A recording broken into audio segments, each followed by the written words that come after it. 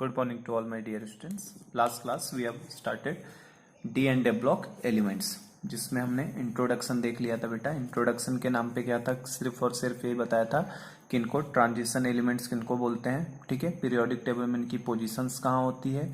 Transition element किसको बोलते थे, जिनके पास इनकम्प्लीट डी सबशेल होता था। ठीक है, और ये इनकी प्रॉपर्टीज जो होती है इन बिटवीन होती है किसके, S and p block elements के बीच में होती है। ये सब चीजें हमने देखा था। ग्रुप 3 से ग्रुप 12 तक हैं। ठीक है, 4 लॉन्ग पीरियड्स में है, इनके अंदर n-1 डी सबसेल में जाता है। देन हमने इनका इलेक्ट्रॉनिक कॉन्फ़िगरेशन देखा था, जनरल तरीके से कैसे लिखा जाता है कॉन्फ़िगरेशन को।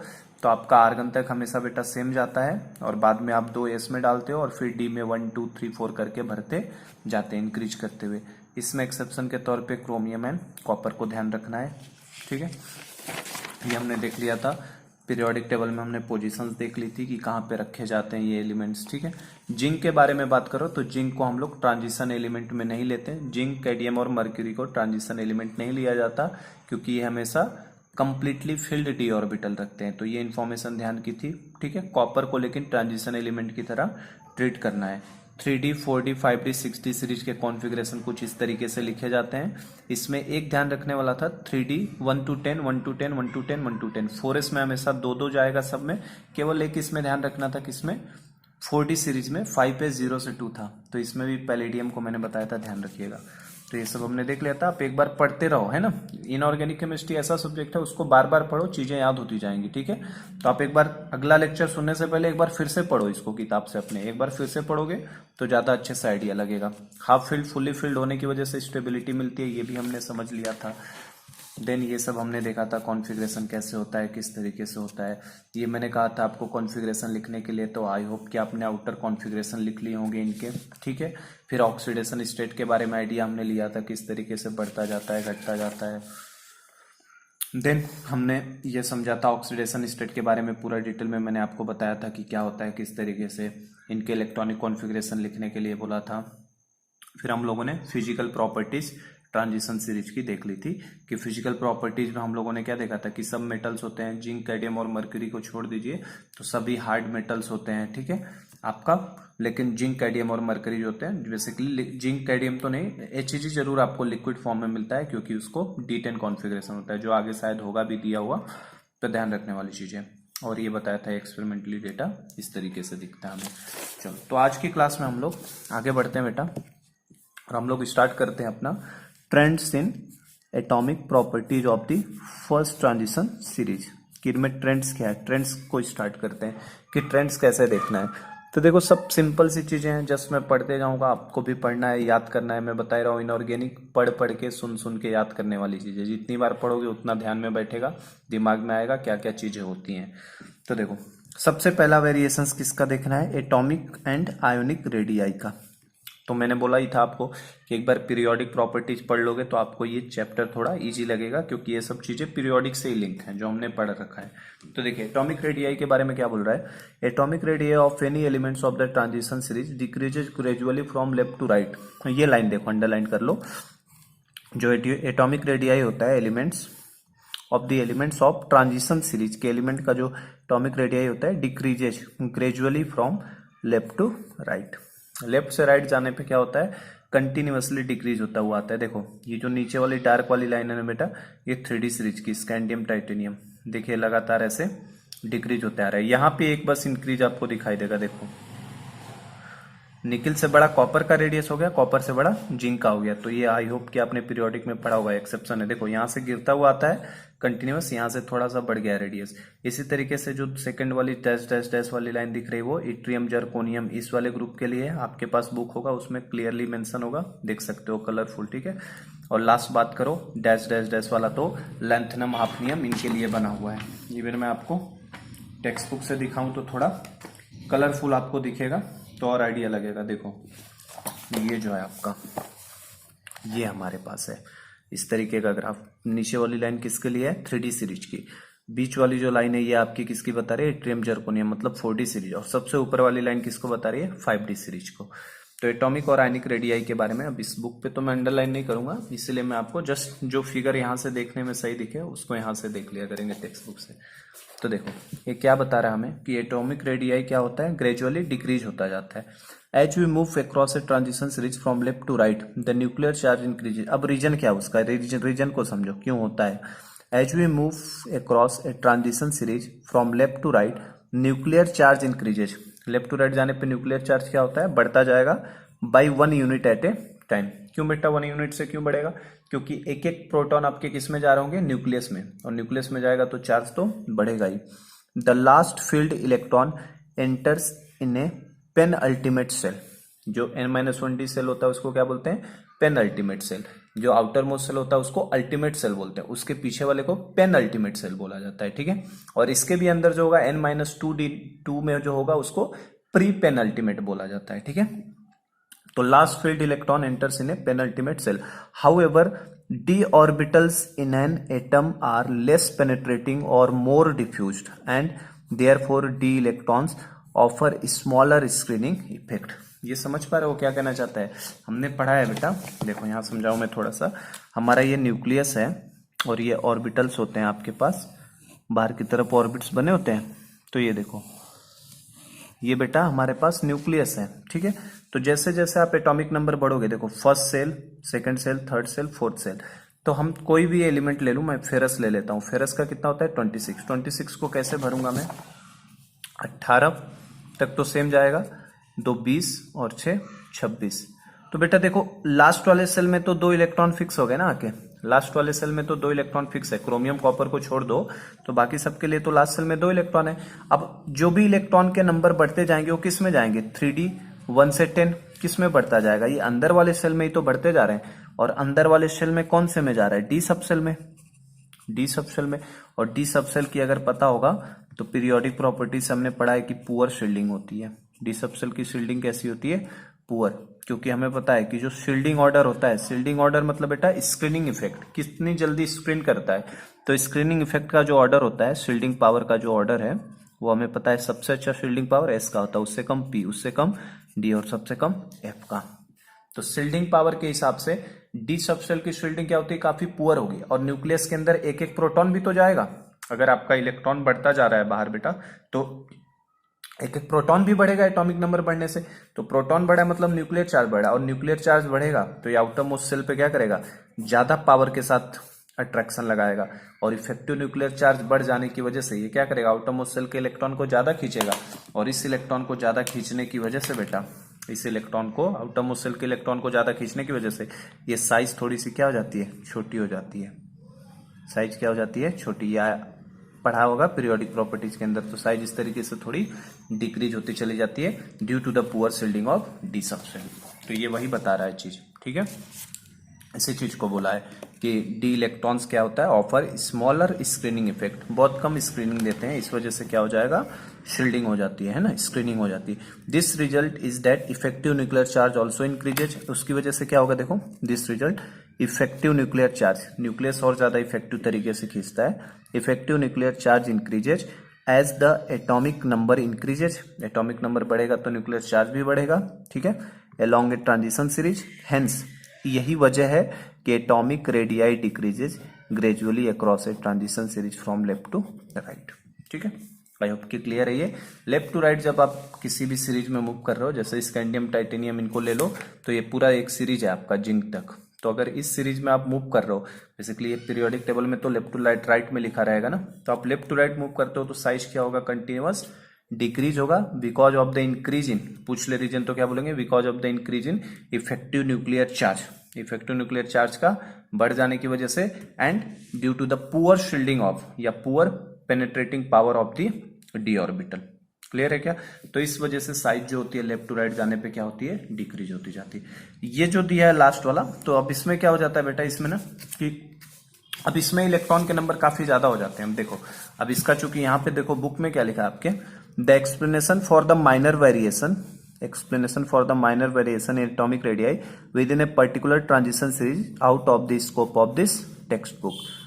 इस टेक्स्ट बुक के बाहर की बात तो बोल रहा है ना। तो बेसिकली हो क्या रहा है, देखो यहाँ पे भी बना देता हूं मैं, second shell, third shell, fourth shell. अगर जैसे मैं कॉपर या जिंक तक आता हूं तो कॉपर या जिंक के केस में तो बेटा कितने इलेक्ट्रॉन्स आ जाएंगे, 10 इलेक्ट्रॉन, 3 4 5 6 7 8 9 10।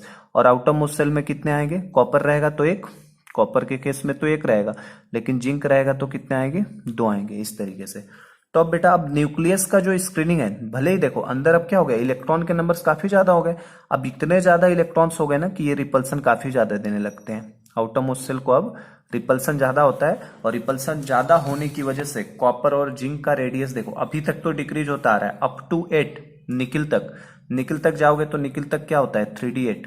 तो जब तक डी में बेटा 8 इलेक्ट्रॉन होंगे तब तक तो पुअर शील्डिंग रहेगी और ये खींच लेगा अपनी तरफ, लेकिन 8 से ज्यादा जैसे ही 10 इलेक्ट्रॉन हो जाएंगे डी सबसेल में, ये 10 इलेक्ट्रॉन किस सबसेल में दिखा रहा हूं मैं, डी सबसेल में, जैसे ही डी सबसेल के अंदर 10 इलेक्ट्रॉन हो जाते हैं इतना ज्यादा अब ये रिपल्सन होने लगेगा। देखो दो तरीके का फोर्स काम कर रहा है, कौन कौन सा, एक तो ये फोर्स कौन सा, अट्रैक्शन फोर्स, ये अट्रैक्ट करने का, अट्रैक्शन का काम कर रहा है, और ये बेटा इनके इन दोनों शेल के बीच में क्या कर रहा है, इलेक्ट्रॉन इलेक्ट्रॉन रिपल्सन, इन दोनों के बीच में क्या काम कर रहा है, इलेक्ट्रॉन इलेक्ट्रॉन रिपल्सन।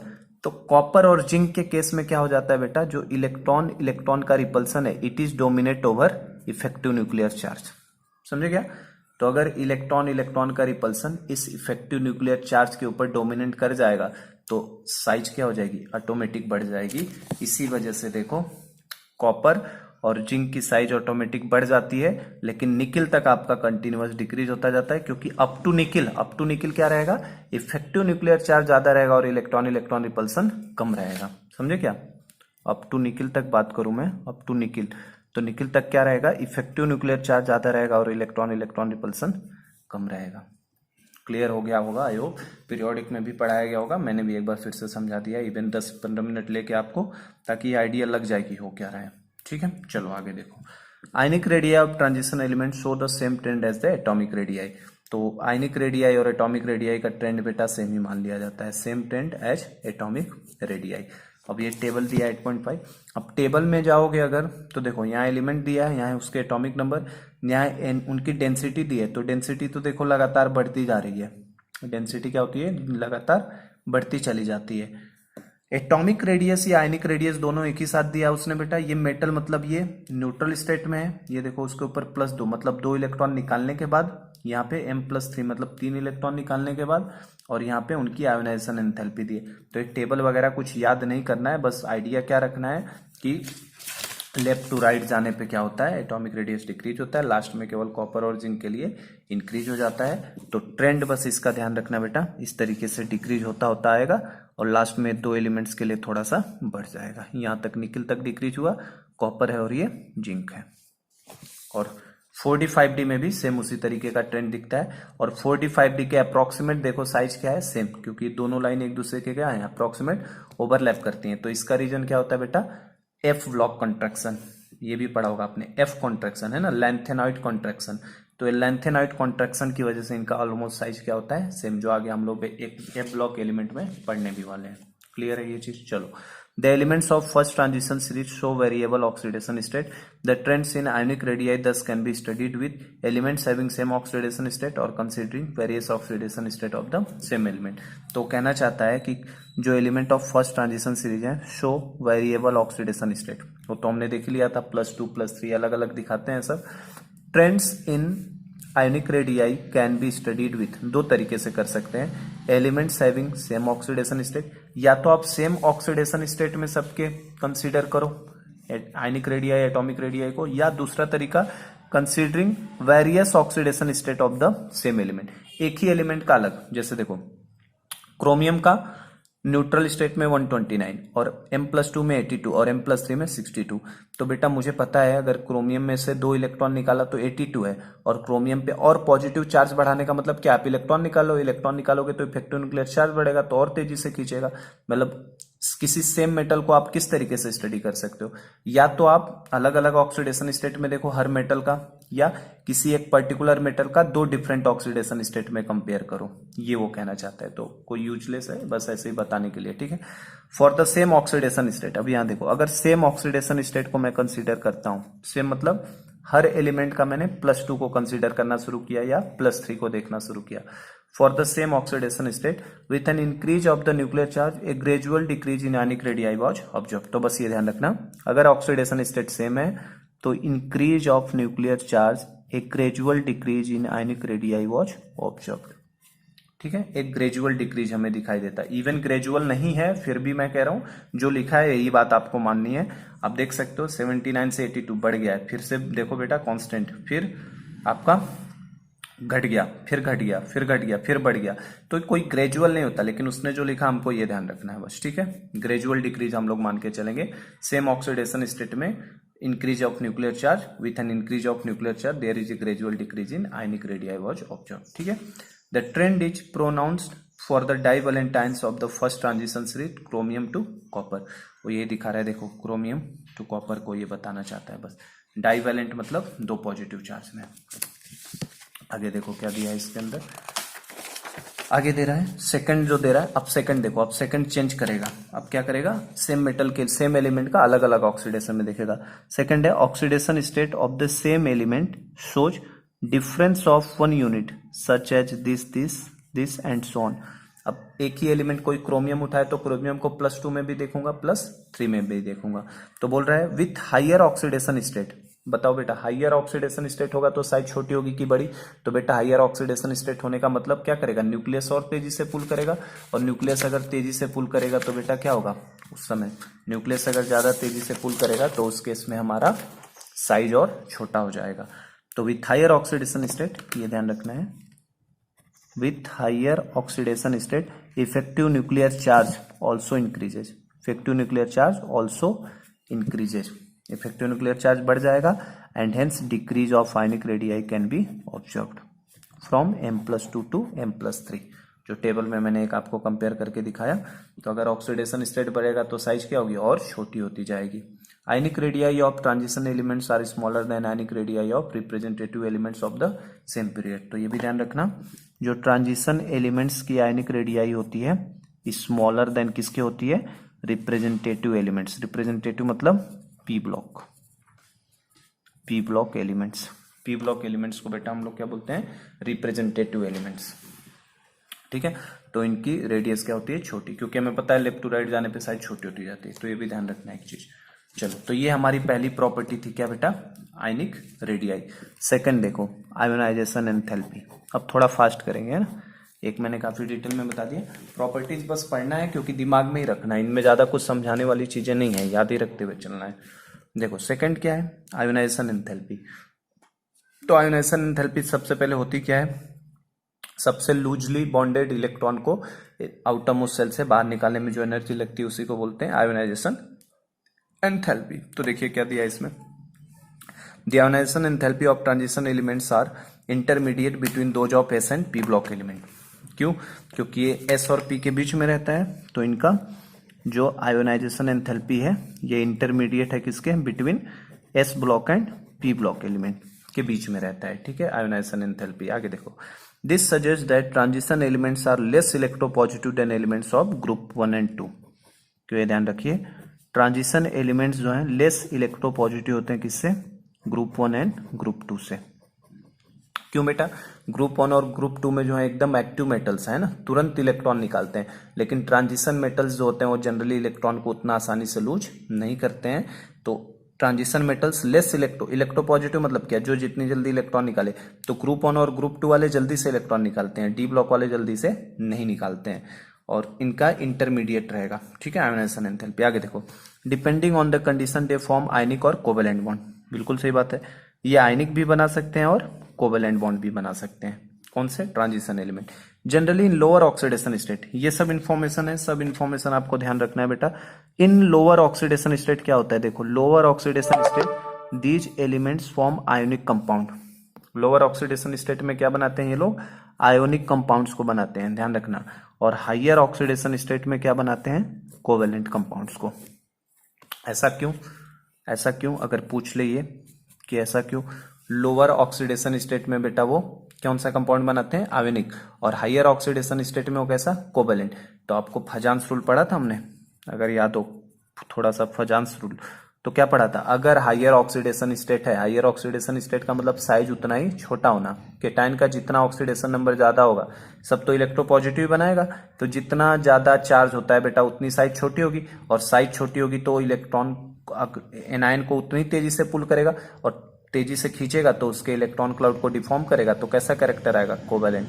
तो हायर ऑक्सीडेशन कोवेलेंट कैरेक्टर बनाते, कोवेलेंट कंपाउंड बनाता है, और लोअर ऑक्सीडेशन में वो लोअर ऑक्सीडेशन में आयनिक बनाते हैं। तो ये चीज हमें फजांस रूल से भी पता है। तो जो इन्फॉर्मेशन है सब आपको ध्यान में रखते हुए बस चलना है। देखो, ionization enthalpy shown in table 8.6 reveal that for a given element there is a substantial increase from the first ionization enthalpy to the third ionization enthalpy। तो हमें पता है जो इंक्रीज है काफी इंक्रीज होता है, substantial increase from first ionization enthalpy to the third ionization enthalpy. तो हमें पता ही है बेटा, आयोनाइजेशन एनर्जी फर्स्ट छोटी होती है, आयोनाइजेशन एनर्जी सेकंड उससे ज्यादा होती है, आयोनाइजेशन एनर्जी थर्ड सबसे ज्यादा होती है। तो ये तो बढ़ते ही सीक्वेंस में रहेगा आयोनाइजेशन एनर्जी।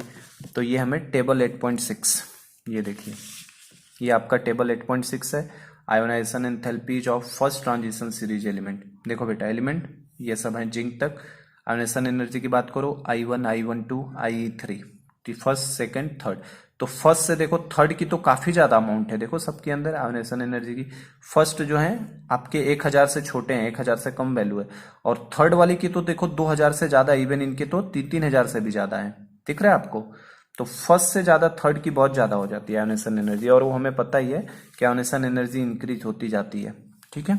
क्योंकि एक इलेक्ट्रॉन आपने निकाल दिया तो कैटायन बन जाएगा, और कैटायन बन गया तो अब दूसरा इलेक्ट्रॉन निकालने के लिए और ज्यादा एनर्जी लगेगी।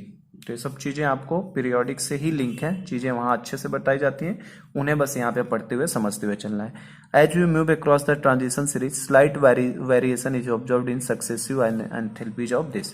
तो इसमें भी वेरिएशन होता है enthalpies of this element. Table 8.6, table 8.6 है ना, तो टेबल 8.6 दिया है इसमें कि नहीं दिया आपका, टेबल 8.6 मुझे तो नहीं लग रहा टेबल 8.6 कहीं दिया है, इसी को दिया, इसी टेबल के बारे में बात कर रहा है। अच्छा इसी में दिखाया उसने। देखो, as we move across the transition series slight variation is observed in successive enthalpies of these elements. तो टेबल 8.6 की बात यही, मतलब यही टेबल है, सेम टेबल में ही देखना हमें। तो इनमें देखो अगर, तो आयोनाइजेशन एनर्जी 1, 2 और 3, डेटा बस देखना है, डेटा को याद नहीं करना है। आप देख सकते हो किस तरीके से वेरिएशंस होते जा रहे हैं, ठीक है। सेकंड वाले की फर्स्ट से ज्यादा है, और थर्ड वाले की फर्स्ट सेकंड दोनों से ज्यादा है। जो इन्फॉर्मेशन है उनको याद करते हुए चलना है, ध्यान में रखते हुए, ठीक है। चलो, और उनका अगर ग्राफ के फॉर्म में देखोगे तो बेटा एक ग्राफ के फॉर्म में भी बनाया है। देखो ये जो डेटा है ना, इन डेटा को लेके प्लॉट किया है, 6, 7, 8, 9 इस तरीके से लेके ट्रांजिशन मेटल्स की एनर्जी को। ये केवल हमें फर्स्ट सीरीज दिया है ना, 3D सीरीज। तो 3D सीरीज वाले ये आए हैं, देखो titanium, vanadium, chromium, manganese, ferrous, cobalt, निकल, कॉपर। फेरस की देखो तो सबसे ज्यादा है 3D सीरीज के अंदर, अगर देखा जाए तो फेरस का देखो 762 सबसे ज्यादा। जिंक की सबसे ज्यादा है, वैसे जिंक इसमें नहीं कवर किया ना, तो जिंक की सबसे ज्यादा है, लेकिन जितना ग्राफ दिया उसमें फेरस का हमें ज्यादा दिख रहा है। तो थोड़ा सा ग्राफ बस इसी डेटा के हिसाब से प्लॉट किया है, सब दिमाग में इतना नहीं रखनी है चीजें, ठीक है। चलो देखो, the atoms of elements of third transition series possess filled 4f orbital. जो atoms of element third transition series है, possess filled 4f orbitals. 4f orbitals show poor shielding effect, ये बात तो बताया मैंने। 4f ऑर्बिटल्स जो है उनकी show poor shielding effect on account of their peculiar diffuse shape. तो बेटा अभी जैसे मैंने बताया था आपको, क्या बताया था ऑर्डर में, देखो एफ की तो पुअर शील्डिंग पावर सबसे ज्यादा है क्योंकि ये डिफ्यूज्ड स्टेट है। शील्डिंग बेसिकली है क्या, एस देखो स्फेरिकल होता है, घेर लेता है, पी थोड़ा सा फूटा होता है इस तरीके से, डी वाले में तो 4 लोब्स फूटे होते हैं, और एफ को तो वेरी कॉम्प्लेक्स इन शेप होता है। तो अगर किसी को 100 लोगों ने घेर लिया ना, किसी आदमी को इस तरीके से, तब निकलना मुश्किल है। 50-50 लोग घेर लेंगे तो यहाँ से भाग सकता है, 25-25 लोग 4 जगह से घेर लें तो 4 जगह से भाग सकता है, और एफ में तो मल्टीपल ऑप्शंस होते हैं भागने के। तो यही शील्डिंग है, मतलब कितनी अच्छी से प्रोटेक्ट करेगा। तो एफ की तो शील्डिंग पावर सबसे कम होती है ना, तो ये शील्डिंग इफेक्ट आपने पढ़ा ही होगा पहले से। तो 4f orbital show poor shielding effect on account of their peculiar diffuse shape. मैं एक एक लाइन पढ़ रहा हूँ बुक को, एक एक एक्सप्लेन कर रहा हूँ, ठीक है। As a result a valence electron experience greater nuclear attraction, इसी वजह से valence electron experience greater nuclear attraction, attraction काफी ज्यादा होगा बेटा। आप देख सकते हो, ये देखो जरा सा, ये आपका 3D वाला है, ये वाला 3D सीरीज का ग्राफ है। ये देखो टाइटेनियम वेनेडियम ये वाला कॉपर तक का सीरीज है। जर्कोनियम नवोडियम ये सब जो आपका आ रहा है एजी वाला कौन आ गया है, ये 4D सीरीज है। और ये देखो ये आपका 5D सीरीज है। आप देख सकते हो बेटा 3D 4D का डेटा इतना नीचे है और 5D का सीधे इतना ऊपर से ग्राफ जा रहा है। 3D 4D लगभग पास पास में घूम रहे हैं, 5D का ज्यादा आ रहा है। क्यों? क्योंकि 5D वाले इलेक्ट्रॉन से एंटर करने से पहले कौन सा ऑर्बिटल आ जाता है, 4f ऑर्बिटल आ जाता है। कौन सा? 4f orbital. और 4f ऑर्बिटल की शील्डिंग पुअर होने की वजह से क्या होगा, अट्रैक्शन ज्यादा लगेगा। अट्रैक्शन ज्यादा लगेगा तो इलेक्ट्रॉन को निकालने में ज्यादा एनर्जी खर्च होगी, इसीलिए आयोनाइजेशन एनर्जी इनकी काफी हाई होती है। यही लिखा होगा मेरे हिसाब से। तो देखिए तो बोल रहा है experience greater nuclear attraction, a greater amount of energy is required to ionize elements of third transition series. देखें तो थर्ड ट्रांजिशन सीरीज में जो होता है, थर्ड ट्रांजिशन सीरीज को ग्रेटर अमाउंट ऑफ एनर्जी लग रहा है। रीजन क्या है उसका? Due to the poor shielding effect of 4f orbital, क्योंकि इसके पहले 4f ऑर्बिटल्स आ चुके होंगे, तो इस वजह से इनको निकालने में ज्यादा अमाउंट लगता है। The ionization enthalpies of the element of the third transition series are therefore much higher than the first and second, वो जो कि ग्राफ से दिखाया है इसमें। ठीक है, तो थर्ड की जो एनर्जी है, the ionization enthalpies of the element of third transition series are therefore much higher than the first and second series, first और सेकंड से काफी ज्यादा है। तो आई होप कि ये भी क्लियर हो गया ionisation enthalpy, ionic radii. Next हम लोग बढ़ते हैं किसके ऊपर, मेटालिक कैरेक्टर के ऊपर, कि मेटालिक कैरेक्टर के बारे में क्या कहते हैं, किस तरीके से होता है। तो देखो मेटालिक कैरेक्टर की बात करो बेटा तो जनरली तो सब मेटल्स ही होते हैं, हमें पता है। अब मेटालिक कैरेक्टर में आइडिया दे दूं, इसमें नंबर ऑफ अनपेयर्ड इलेक्ट्रॉन जितने ज्यादा होंगे बेटा उसमें कोवेलेंट बॉन्डिंग भी होती है और मेटालिक कैरेक्टर थोड़ा उनमें ज्यादा हो सकता है। तो ये देख लेते हैं, पढ़ लेते हैं जस्ट इसको भी। देखिए low ionization enthalpy and vacant d orbital in the outermost shell are responsible for the metallic character of transition metal. तो ध्यान रखिए low ionization enthalpy, low ionization enthalpy मतलब जल्दी से इलेक्ट्रॉन का निकलना, and vacant d orbitals, d orbital का खाली होना, in the outermost shell are responsible for the metallic character of transition element. D orbital खाली रहते हैं, देखो आप बाहर वाले डी ऑर्बिटल्स क्या होते हैं, खाली। और low ionisation, first ionization energy तो लो ही है इनकी, यही रिस्पॉन्सिबल है इनके अंदर मेटालिक कैरेक्टर के लिए। These favour the formation of metallic bonds and thus these elements show typical metallic properties. इसी वजह से क्या फेवर करता है मेटालिक बॉन्ड फॉर्मेशन का, वैकेंट डी ऑर्बिटल और लो आयोनाइजेशन एंथैल्पी, ये फेवर करता है मेटालिक बॉन्ड फॉर्मेशन का। ठीक है, और इस वजह से element show typical metallic properties. The hard nature of these element suggest that formation of covalent bond is them. ये ध्यान रखिएगा, जो हार्ड नेचर आ रहा है बेटा उसके अंदर, हार्ड नेचर क्यों आ रहा होगा, उसके अंदर कोवेलेंट बॉन्ड भी बन जाता होगा, क्योंकि कोवेलेंट में आपको पता है ओवरलैपिंग होती है, और ओवरलैपिंग होगी तो बॉन्डिंग काफी स्ट्रांग बन जाएगी। तो the hard nature of these elements suggest the formation of covalent bond in them.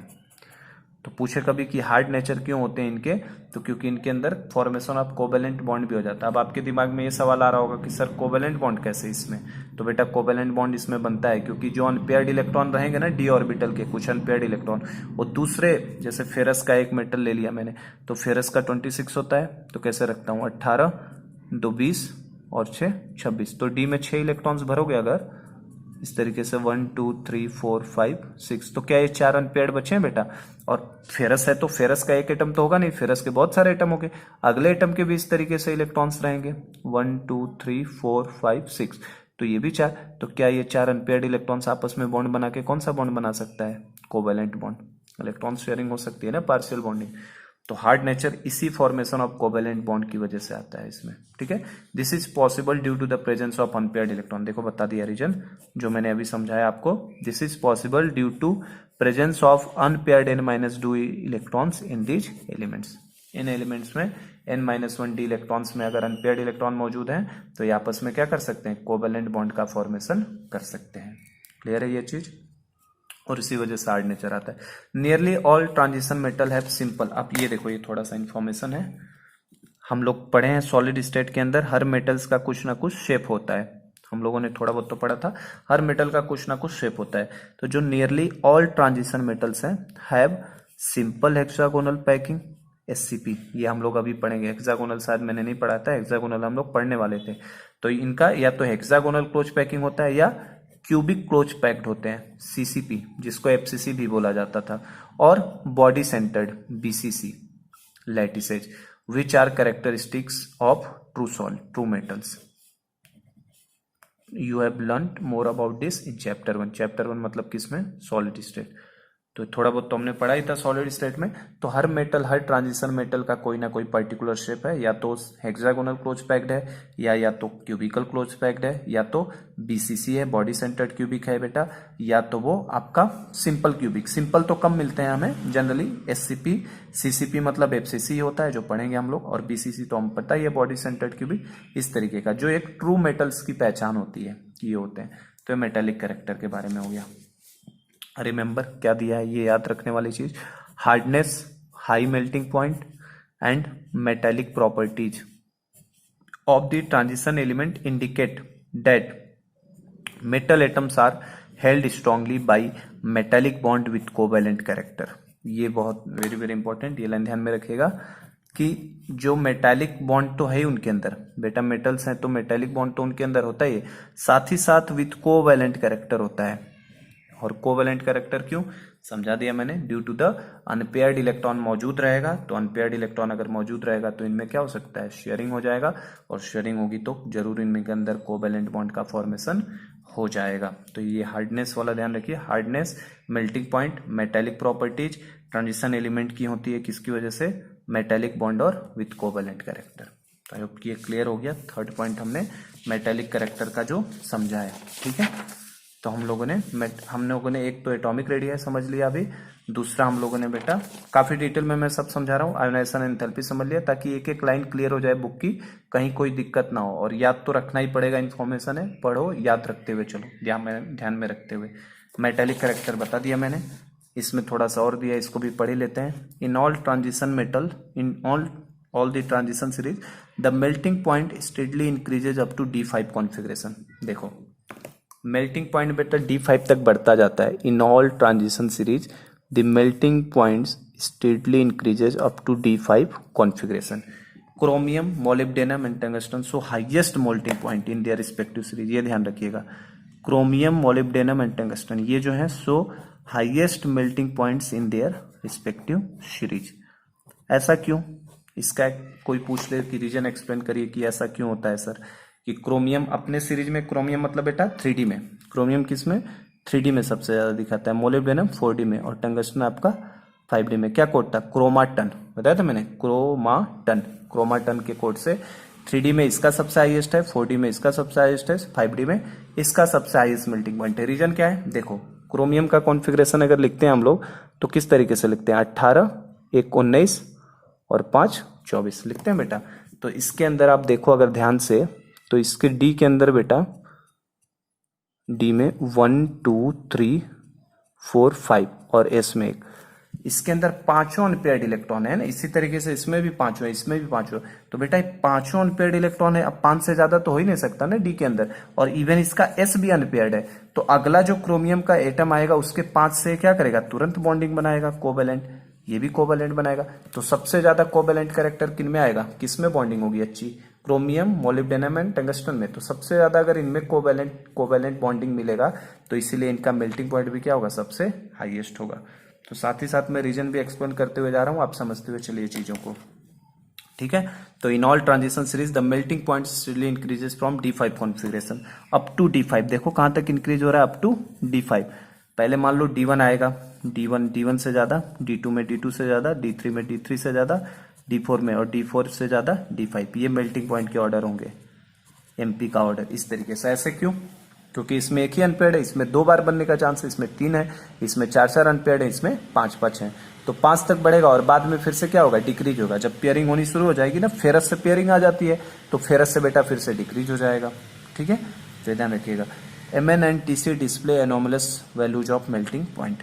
तो मैग्नीज एंड Tc का जो मेल्टिंग पॉइंट होता है, मैग्नीज का एटॉमिक नंबर क्या है? 25। मैग्नीज का कितना है? 25। तो बेटा उसके अंदर भी 5 अनपेयर्ड इलेक्ट्रॉन ही रहेंगे, क्रोमियम मैग्नीज में। तो मन तक रे था ना इसका कोड, मन तक रे।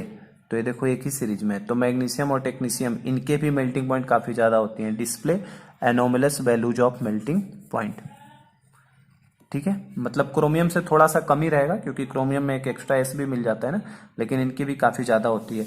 After this with increasing atomic number the melting point decreases regularly. तो देखो इनके बाद क्या होगा, इंक्रीजिंग एटॉमिक नंबर जैसे जैसे बढ़ेगा मेल्टिंग पॉइंट डिक्रीजेज रेगुलरली। जैसे अब D6 आ जाए, D7 आ जाए, D8 आ जाए, D9 तो खैर होता नहीं है, D10 आ जाए, तो D10 का तो सबसे कम होगा ना। देखो D10 का मेल्टिंग पॉइंट सबसे कम होगा, और D10 आपको पता हो तो मर्क्यूरी, जीनी कनाडा होगा में, अगर आ जाऊं मैं, जीनी कनाडा होगा, ये कोड था। तो आपको पता हो मर्क्यूरी रूम टेम्परेचर पे क्या होता है बेटा, लिक्विड होता है। क्यों लिक्विड होता है, मर्क्यूरी रूम टेम्परेचर पे लिक्विड होता है, ये पूछ ले क्यों होता है, क्योंकि इसमें कहीं भी कोवेलेंट बॉन्ड बनने का सवाल है ही नहीं, और कोवेलेंट बॉन्ड नहीं बनेगा तो इसका मेल्टिंग पॉइंट सबसे कम होगा, समझे क्या। तो D10 मर्क्यूरी होगा तो ये लिक्विड फॉर्म में हमें दिखाई देता है। जीनी कनाडा होगा, इनके मेल्टिंग पॉइंट सबसे कम होते हैं, सीरीज के अंदर सबसे कम होते हैं मेल्टिंग पॉइंट, समझे क्या। तो अगर मान लो मुझसे मेल्टिंग पॉइंट का, खैर इसमें ग्राफ नहीं दिया है, लेकिन अगर मुझसे मेल्टिंग पॉइंट का एक तरीके से ग्राफ अगर पूछ ले तो एक रफ आइडिया लगा के मैं ग्राफ कैसे बताऊंगा। मेल्टिंग पॉइंट जैसे जैसे मैं जाता हूँ, मान लो स्कैंडियम, टाइटेनियम, इस तरीके से, vanadium, chromium, manganese, ferrous, cobalt, nickel, copper, zinc, ये दिया है इस तरीके से। और मुझे ग्राफ बनाना हो तो मैं किस तरीके से मेल्टिंग पॉइंट का, इधर कोई भी डेटा हो सकता है, मेल्टिंग पॉइंट का बेसिकली ग्राफ मैं बनाना चाहता हूं, तो जैसे जैसे मैं जाऊंगा मेल्टिंग पॉइंट क्या होता है, बढ़ता जाएगा, बढ़ता बढ़ता बढ़ता जाएगा। क्रोमियम का क्या हो जाएगा, हाईएस्ट। क्रोमियम के बाद थोड़ा सा कम होगा किसका, मैग्नीज का, और फिर मैग्नीज के बाद इधर धीरे धीरे डिक्रीज होता जाएगा, डिक्रीज होता जाएगा, और सबसे कम किसका हो जाएगा, जिंक का। तो कुछ इस तरीके से ग्राफ देखने को मिल सकता है, जिसमें सबसे ज्यादा मेल्टिंग पॉइंट मुझे क्रोमियम का मिलेगा, उसके बाद मैग्नीज का। क्लियर है क्या ये पॉइंट। तो ये मेल्टिंग पॉइंट का ऑर्डर होता है, और मर्क्यूरी रूम टेम्परेचर पे इसीलिए लिक्विड है क्योंकि उसके अंदर बेटा कहीं भी कोवेलेंट बॉन्ड बनने का सवाल ही नहीं है, क्योंकि all electrons are paired up. D10 है, पूरा का पूरा फील्ड इलेक्ट्रॉन्स है, और फील्ड इलेक्ट्रॉन है तो बॉन्ड बनने का कोई भी सवाल नहीं है। नेक्स्ट बात करते हैं हम लोग मैग्नेटिक प्रॉपर्टीज की। तो फोर्थ प्रॉपर्टी हमारी कौन सी है, मैग्नेटिक प्रॉपर्टी। चलिए तो मैग्नेटिज को भी देख लेते हैं, इस प्रॉपर्टी में क्या है।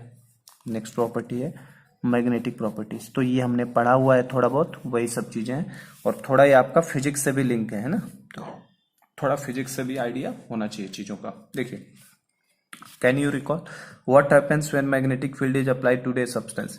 तो किसी सब्सटेंस पे अगर मैग्नेटिक फील्ड लगाओगे बेटा, तो अगर सब्सटेंस पैरामैग्नेटिक होगा तो वो अट्रैक्टेड हो जाता है, और डायमैग्नेटिक होता है तो रिपेल होता है। ये शायद पढ़ा होगा फिजिक्स में। What is meant by the term paramagnetism and diamagnetism? तो paramagnetism मतलब substance which have unpaired electron is the paramagnetism, and the substance which have all electrons paired up are diamagnetism. तो ये दोनों का मीनिंग है, ये हमें पता ही है। कैन यू रिकॉल, पढ़ते हैं अंदर। The compounds of transition metal exhibit magnetic property due to the unpaired electron present in their atom or ion. तो देखो मैग्नेटिक प्रॉपर्टी किस वजह से होती है, exhibit magnetic property due to, क्या रीजन है बेटा, unpaired electrons present in their atoms और आयंस। अनपेयर्ड इलेक्ट्रॉन प्रेजेंट होने की वजह से उनके अंदर कैसी प्रॉपर्टी होती है, कंपाउंड्स ऑफ ट्रांजिशन मेटल्स के अंदर आपका मैग्नेटिक प्रॉपर्टी आती है। चलो, when a magnetic field is applied, substance which are attracted toward the applied magnetic field are called paramagnetic. देखो खुद ही जवाब दे दिया। आपसे पूछे पैरामैग्नेटिक की डेफिनेशन क्या है, पैरामैग्नेटिक सब्सटेंस कौन से होते हैं, तो क्या बोलोगे, when a magnetic field is applied, substance which are attracted towards the applied magnetic field are called paramagnetic.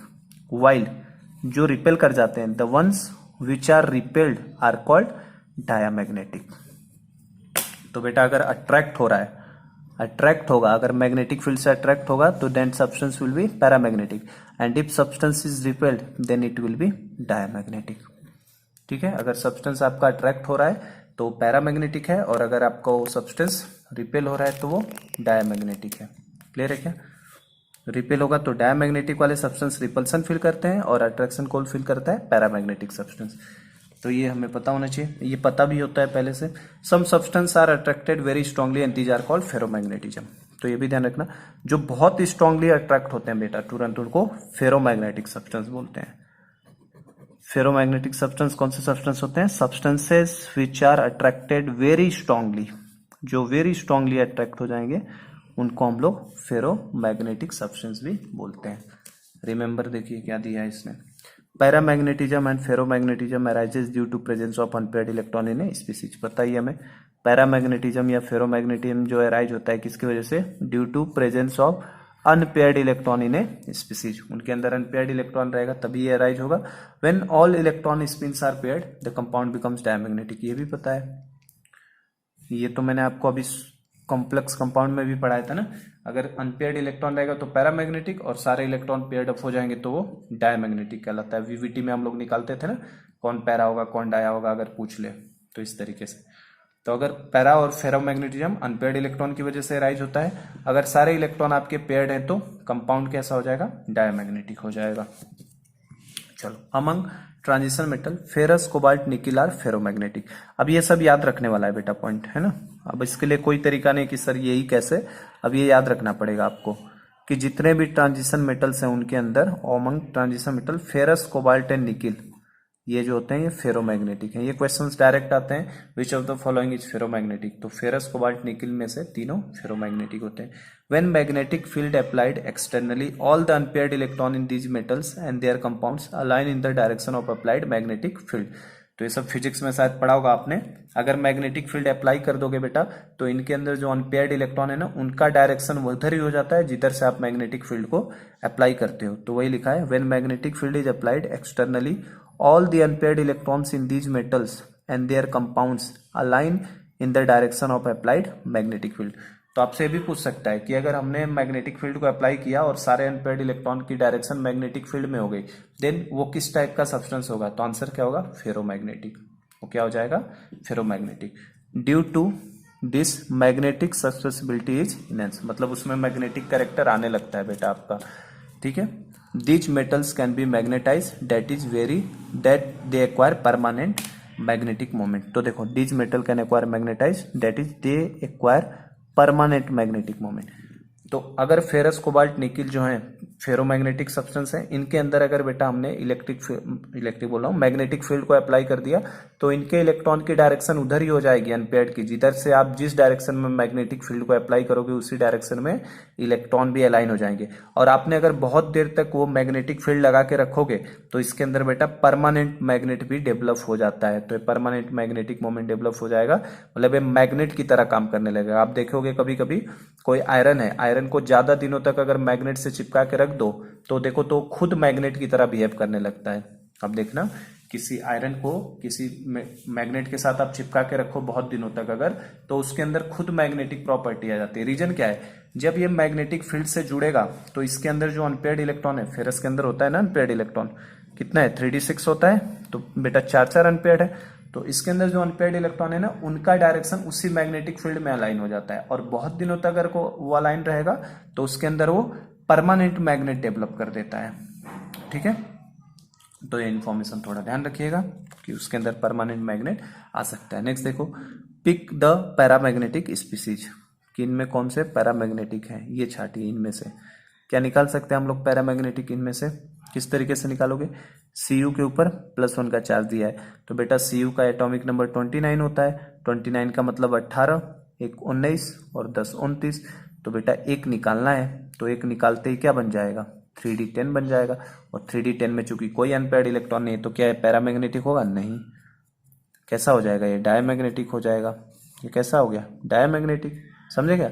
इसी तरीके से Fe+3 है तो आप इसको कर लेना, अपने कॉपी में कर लेना, मैं इसको समझा देता हूँ, बस बता देता हूँ क्या है। कॉपर प्लस जो होगा वो कैसा हो जाएगा, 3d10, और 3d10 का मतलब ये कैसा हो गया, डायमैग्नेटिक, क्योंकि कोई भी अनपेयर्ड इलेक्ट्रॉन मौजूद नहीं है। Fe+3 की बात करो, फेरस कितना होता है 26, तो 26 का मतलब 18 2 20 6 26, तो 2 तो S से निकल गए और D से कितना निकल गया 1, मतलब Fe+3 में 3d5 हो जाएगा, समझ रहे हो ना। 18 2 20 6 26, फेरस का 26 होता है ना, तो 2 निकाल दो S से और 1 निकाल दो D से, तो 3d5 बचेगा, और 3d5 मतलब 5 अनपेयर्ड इलेक्ट्रॉन, तो हाईली पैरामैग्नेटिक होगा ये, तो काफी हाईली पैरामैग्नेटिक बोलोगे इसको। और इवन हाईली पैरामैग्नेटिक क्या है, फेरोमैग्नेटिक ही होता है, क्योंकि इसका अट्रैक्शन काफी तेजी से होता है, ठीक है। फेरोमैग्नेटिक का वेरी स्ट्रांगली अट्रैक्ट होते हैं, ठीक है बेटा। तो ये हाईली पैरामैग्नेटिक हो जाएगा, तो ये पैरामैग्नेटिक हो। इसी तरीके से निकिल को देखो, तो निकिल का कितना होता है 28, 18 2 20 8 28, तो 3d में कितना हो जाएगा 8 हो जाएगा बेटा, 2 निकालने के बाद। तो 3d 8 रखोगे तो 5 सीधा 6 7वां 8वां, तो मतलब 2 अनपेयर्ड इसमें रहेंगे, तो ये भी पैरामैग्नेटिक होगा। जिंक में देखो, जिंक का कितना होता है 30, तो 18 2 20 10 30, और 2 निकालोगे तो 3d10। समझ पा रहे हो मैं क्या कर रहा हूँ ना ओरली। जिंक का एटॉमिक नंबर 30, तो 30 को कैसे लिखते बेटा, 18 2 20 और 10 30, तो 2 निकाल दो यहाँ से, तो 2 निकालोगे तो 3d10 बचेगा, तो ये कैसा हो जाएगा, डायमैग्नेटिक, क्योंकि कोई अनपेयर्ड नहीं है, तो ये आंसर नहीं आएगा। Cd+2, अब Cd+2 क्या है, जिंक के नीचे का भाई है, देखो जीनी कनाडा होगा, तो जैसा जिंक वैसा Cd, तो ये भी कैसा हो जाएगा, ये भी डाया होगा, क्योंकि इसका भी तो 4d10 आ जाएगा ना, इसका 3d10 की बजाय क्या आ जाएगा, 4d10 आ जाएगा इसमें। और पीडी की बात करो तो पीडी कैसे आएगा, तो इसका कोड क्या था, नहीं पढ़ोगे तो पीटोगे, NIPD नहीं पढ़ोगे तो पीटोगे, तो पीडी का बेटा PD+2 का कैसा आ जाएगा, PD+2 निकालोगे तो इसको देखो, पीडी वाला मैंने बताया था एक्सेप्शन होता है, पीडी वाला कल ही बताया था ना मैंने, पीडी वाला एक्सेप्शनल होता है बेटा। तो पीडी में देखो 2 इलेक्ट्रॉन रहते हैं, पीडी के एस में कहाँ गया, देखो पीडी वाला कॉन्फ़िगरेशन मैंने बताया था आपको, ध्यान रखने वाला होता है। देखो ये रहा पीडी का 4d10 5s0, तो इसमें से 2 निकालोगे तो 8 बचेंगे ना, तो 8 बचेंगे, तो इसमें बेटा अनपेयर्ड इलेक्ट्रॉन आ जाएगा। तो ये पीडी वाला देखना थोड़ा सा ट्रिकी है, पीडी वाला, क्योंकि पीडी का कॉन्फ़िगरेशन मुझे पता है क्या होता है, पीडी का कॉन्फ़िगरेशन आपका कितना आता है लास्ट में, नहीं पढ़ोगे तो पिटोगे, मतलब ये 4d10 5s0 आता है, तो बेटा 2 निकालोगे तो यहां से निकलेगा, तो मतलब 4d8 बचेगा, और 4d8 मतलब ये पैरा आएगा, 2 अनपेयर्ड इसमें बचे रह जाएंगे। क्लियर है क्या ये वाला, तो इस तरीके से इनको करना है बस। चलो आगे देखो, each unpaired electron gives rise to a small magnetic field, ठीक है, जो अनपेयर्ड इलेक्ट्रॉन है वो क्या देते हैं, मैग्नेटिक फील्ड बनाते हैं। Each unpaired electron gives rise to a small magnetic field, जिसको मैग्नेटिक मोमेंट भी बोला जाता है, ठीक है, मैग्नेटिक फील्ड को एक बढ़ावा दे रहे हैं ये लोग unpaired electron, due to its spin angular momentum and orbital angular momentum. तो मुझे लग रहा है आपने ये क्वांटम नंबर पढ़ाते समय पढ़ा होगा आपने, कि एक स्पिन एंगुलर मोमेंटम होता है, जिसको कैसे कैलकुलेट करते हैं, S is equal to under root में S+1 इंटू h/2 से, h/2, और एक ऑर्बिटल एंगुलर मोमेंटम होता है, जिसको कैसे कैलकुलेट करते हैं, ऑर्बिटल एंगुलर मोमेंटम को, ऑर्बिटल एंगुलर मोमेंटम होता है अंडर रूट में L+1 h/2। अगर थोड़ा बहुत याद हो तो ये पढ़ा होगा आपने, ठीक है। तो बेटा अनपेयर्ड इलेक्ट्रॉन आने की वजह से एक स्पिन एंगुलर मोमेंटम, दूसरा ऑर्बिटल एंगुलर मोमेंटम निकाला जाता है, पर इनका रोल कोई है नहीं, बस बताने के लिए बता रहा हूं मैं। Each unpaired electron gives rise to a small magnetic field due to its small angular momentum and orbital angular momentum, ठीक है, एक इनके मोमेंटम की वजह से एक मैग्नेटिक फील्ड आती है। In case of first order transition series the contribution from the orbital angular momentum is quenched and hence can be neglected, ठीक है, ये ध्यान रखना जरा सा। In case of first row transition elements जो है ना, फर्स्ट रो के ट्रांजिशन एलिमेंट, उसमें जो contribution from orbital angular momentum है, ये वाला पार्ट, इसको क्वेंच्ड कर दिया है। क्वेंच्ड मतलब इट कैन बी नेग्लेक्टेड, बहुत कम होता है तो इसको नेग्लेक्ट कर देते हैं, तो ये ध्यान रखना थोड़ा सा, ठीक है। तो 3D सीरीज के लिए हम लोग ऑर्बिटल एंगुलर मोमेंटम इसे क्या करते हैं, नेग्लेक्ट करते हैं, ये जो होता है अंडर रूट में L+1 h/2, इसको नेग्लेक्ट कर देना है 3D सीरीज के लिए, लेकिन 4D 5D में नहीं नेग्लेक्ट करते, ठीक है, तो इसको ध्यान रखना जरा सा। और the spin only formula for magnetic moment, ये पहले ही बताया था मैंने फॉर्मूला आपको, हमने बताया था ना ये कॉम्प्लेक्स कंपाउंड वाले में, कोऑर्डिनेशन में फॉर्मूला, कि ये जो होता है मैग्नेटिक मोमेंट निकालने का फॉर्मूला होता है, मैग्नेटिक मोमेंट।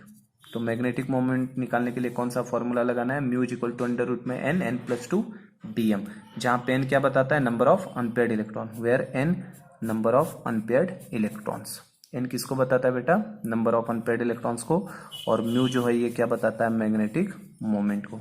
पहले ही पढ़ा था हमने, कॉम्प्लेक्स कंपाउंड में बताया था ना, थोड़ा सा आइडिया दिया था मैंने इसका। तो spin only formula for a magnetic moment ये लगाना होता है, मैग्नेटिक मोमेंट, ये सब इंपॉर्टेंट है, पहले ही बता रहा हूँ। यहाँ से इंपॉर्टेंट पार्ट चालू हो गया, न्यूमेरिकल पार्ट यहाँ से आता है पेपर में, ध्यान रखिएगा। मैग्नेटिक मोमेंट अगर कभी पूछे तो आपको फॉर्मूला डालना अंडर रूट में n+2 bm, और n क्या है, नंबर ऑफ अनपेयर्ड इलेक्ट्रॉन, और ये निकालना हमें आता है। इस तरीके से कॉन्फ़िगरेशन भरते हैं डब्बे में, और डब्बे में भर भर के निकालना पड़ेगा कितने अनपेयर्ड इलेक्ट्रॉन है, ठीक है।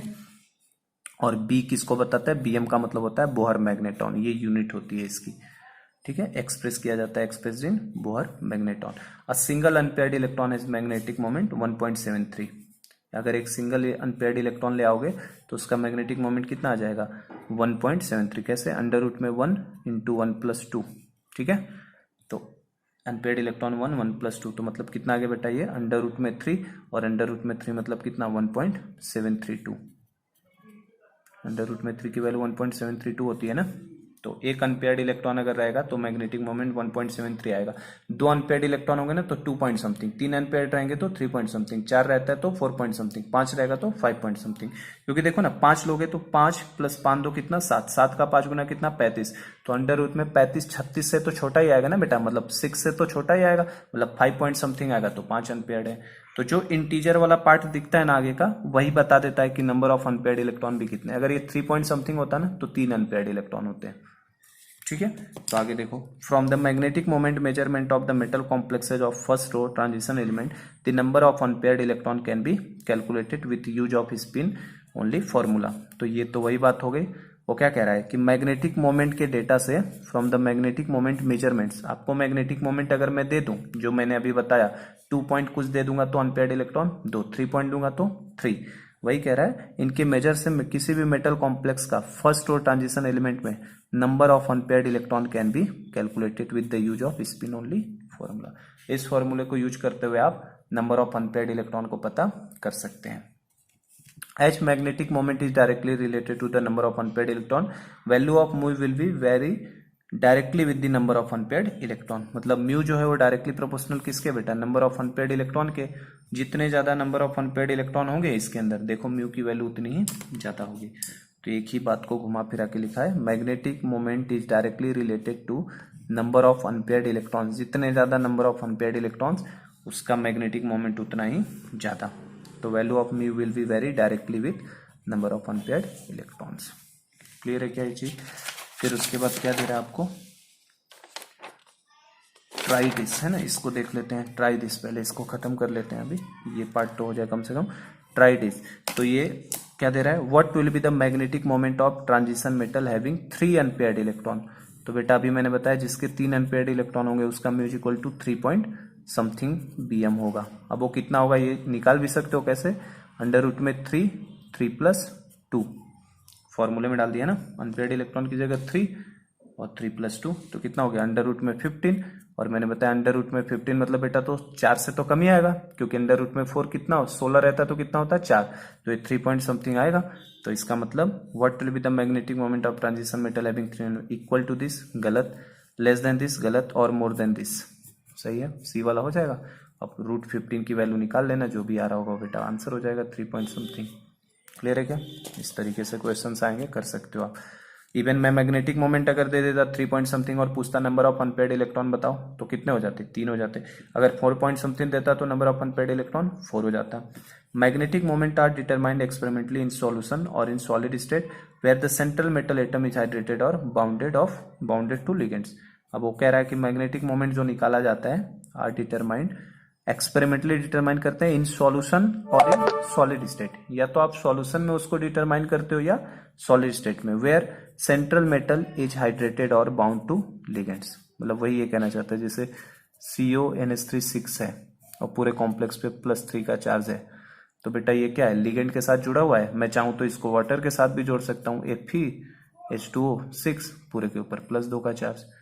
तो या तो हाइड्रेट स्टेट में निकालते हैं या किसी लिगेंड के साथ जुड़ा हुआ हो तो मैग्नेटिक मोमेंट निकालते हैं, जो कॉम्प्लेक्स कंपाउंड में हम लोग करते भी थे। A slight difference in the calculated and observed value of magnetic moment thus can be notice. तो ये ध्यान रखना, एक डिफरेंस जरूर मिलेगा आपको, slight difference in the calculated and observed value. Calculated मतलब by using this formula under root में n+2, इसको यूज करते हुए निकालेंगे। और जो ऑब्जर्व्ड वैल्यू होती है मैग्नेटिक मोमेंट की वो तो एक्सपेरिमेंटली निकाली जाएगी, तो उन दोनों में थोड़ा सा डिफरेंस रहता है। Use your brain power. A metal ion from the first transition series has 2 unpaired electrons, calculate magnetic moment as a homework. ठीक है, क्या दिया है, एक फर्स्ट ट्रांजिशन सीरीज है जिसके पास 2 अनपेयर्ड इलेक्ट्रॉन है, तो कैलकुलेट करना है किसको बेटा, मैग्नेटिक मोमेंट। आंसर बता देता हूं 2 पॉइंट समथिंग। निकालोगे कैसे, अंडर रूट में 2 × 2+2, अंडर रूट में 2 × 2+2 तो कितना हो जाएगा अंडर रूट में 8, और अंडर रूट में 8 की वैल्यू जो आएगी वो आंसर हो जाएगा। ठीक है, तो ये कर लीजिएगा। Table 8.7 gives the calculated and observe magnetic moments of cation of 3D series. वही जो बता रहे हैं ना, थोड़ा सा डिफरेंस होता है, उसको उसने कैलकुलेटेड और ऑब्जर्व मैग्नेटिक मोमेंट केटायन की 3D सीरीज का दिया है यहाँ पे एक टेबल में। तो देख लेते हैं इसको, टेबल को। Magnetic moment of ion of first transition series element ये है, देखो ऑक्सीडेशन स्टेट 3 किसी किसी का 2 लिया है। आउटर इलेक्ट्रॉनिक कॉन्फ़िगरेशन इनके 3 0 1 2 3 4 5 6 7 8 9 10 इनके अंदर। तो नंबर ऑफ अनपेयर्ड इलेक्ट्रॉन इसमें 0 रहेगा बेटा। 3D1 मतलब 1, 2 में 2, 3 में 3, 4 में 4, 5 में 5। लेकिन 6 होते ही क्या हो जाएगा, 6 होते ही क्या हो गया बेटा, एक तो पेयरिंग हो गई ना। 6 का मतलब क्या हो गया, इस तरीके से ऑर्बिटल बनेगा ना। तो 1 2 3 4 5, छठा डालोगे तो यहाँ पेयरिंग हो गई, तो कितने अनपेयर्ड बचेंगे, 4। फिर 3D7 में 3 ही हो जाएगा क्योंकि ये भी पेयर हो जाएगा। 3D8 में एक और पेयर मतलब 2। 3D9 में क्या हो जाएगा, 4, एक ही अनपेयर्ड बचेगा। और 3D10 में तो कोई अनपेयर्ड नहीं। तो उनकी कैलकुलेटेड वैल्यू यहाँ दी है जो हम लोग फॉर्मूले से कैलकुलेट करेंगे। तो देखो अनपेयर्ड इलेक्ट्रॉन 1 आने पे आंसर 1.73 आता है। अनपेयर्ड इलेक्ट्रॉन 2 आएगा तो आंसर 2.84 आएगा मैग्नेटिक मोमेंट का। अनपेयर्ड इलेक्ट्रॉन 3 आएगा तो 3.87। अनपेयर्ड इलेक्ट्रॉन देखो 4 आया तो 4.90। और अनपेयर्ड इलेक्ट्रॉन 5 से तो ज्यादा नहीं हो सकता ना, तो 5.92। अब देख सकते हो जो number of unpaired electron integer में है उसके इंटीग्रल पार्ट बेटा, इंटीग्रल पार्ट से ही पता चल जाता है। अगर मुझे मैग्नेटिक मोमेंट दे दे तो मैं उसके इंटीग्रल पार्ट से ही बता सकता हूं कि कितने अनपेयर्ड इलेक्ट्रॉन है। अगर मेरा 4.90 मैग्नेटिक मोमेंट है तो अनपेयर्ड इलेक्ट्रॉन 4 है, 2.84 है तो अनपेयर्ड इलेक्ट्रॉन 2 है। यही आइडिया मैं कह रहा था एक लेने का। और ये एक्सपेरिमेंटल वैल्यू है जो थोड़ा सा अलग अलग आ रहा होगा किसी किसी केस में। जैसे इनमें तो यहाँ तक तो सेम आ रहा है, यहाँ थोड़ा वेरिएशन दिखा रहा है नीचे वालों में, तो उससे हमें कोई ज़्यादा लेना देना नहीं है। बस इतना जानना है एक्सपेरिमेंटल और ऑब्जर्व्ड वैल्यू में थोड़ा बहुत डिफरेंस रहता है। प्रॉब्लम देखिए ये वाला, calculate the spin only magnetic moment of a divalent cation. Divalent cation मतलब क्या बेटा, कोई मेटल है उसके ऊपर +2 का चार्ज है, of a transition metal with atomic number 25। तो एटॉमिक नंबर 25 किसका होता है बेटा, मैग्नीज का। तो मैग्नीज का तुरंत कर लो, कर सकते हो ना। मैग्नीज को कितना लिखोगे, 18, 2 20 और 5 25। तो बेटा 2 निकालना है तो 2 चला गया, तो 3D में कितने बचेंगे, 5 अनपेयर्ड इलेक्ट्रॉन। तो इसका स्पिन ओनली मैग्नेटिक मोमेंट कितना आएगा, 5 पॉइंट समथिंग, जो कि 5.92 आ जाएगा। खत्म हो गया क्वेश्चन। देखो ठीक है, ये सॉल्यूशन है उसका। सॉल्यूशन आप देख सकते हो एक बार। For element with atomic number 25 electronic configuration of its divalent cation will be, इस तरीके से समझे क्या। 25 मतलब मैग्नीज है,